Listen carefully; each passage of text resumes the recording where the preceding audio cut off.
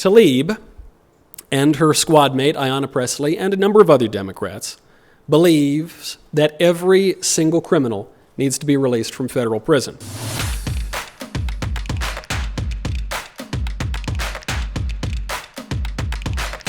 America is in desperate need of criminal justice reform. America desperately needs to lock up more criminals and keep them locked up for a longer time. It seems so obvious. When crime goes up, what does that mean? That means we have too many criminals on the streets. I'm not a criminologist. I've never studied this in school. Doesn't take a genius. And yet many politicians seem to have drawn exactly the opposite conclusion. Over the past few years, leftist politicians have called for, quote, defunding the police, abolishing the police, abolishing prisons, some of them have said this. Are you familiar with Rashida Tlaib? She's a Democrat congressman. She's sort of the George Harrison of the squad. You know, her AOC would be the Paul McCartney of the squad. Ilhan is a little edgier. She would be the John Lennon.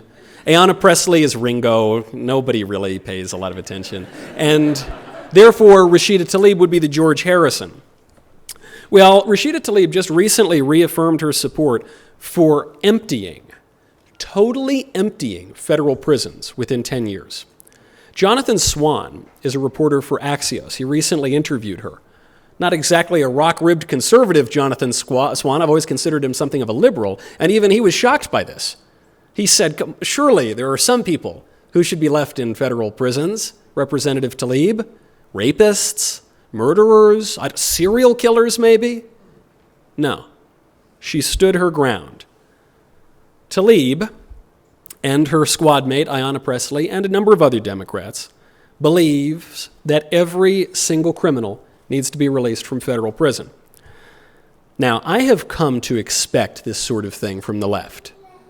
Very little shocks me from the left. Letting criminals off the hook is par for the course.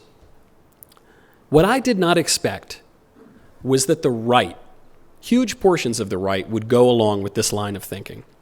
Unfortunately, that's exactly what happened. Otherwise, conservative politicians have come to echo the left's claims of over-incarceration. Even President Trump, one of the strongest conservative politicians to come along in my lifetime. This is a man I greatly admire, a man for whom I voted twice. Even Trump endorsed a jailbreak bill called the First Step Act as one of his administration's signature achievements. But America does not have an over-incarceration problem.